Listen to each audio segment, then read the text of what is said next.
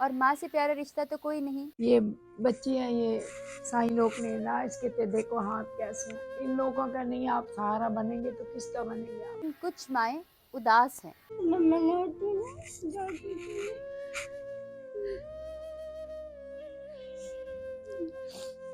लेकिन मैं सबकी मदद नहीं कर पाती, तो कुछ माएँ आपके लिए।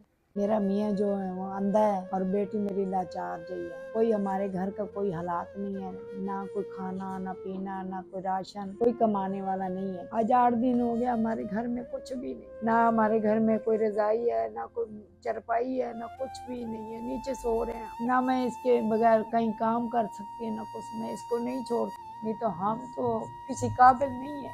आपकी मेहरबानी होगी, आप हमारी मदद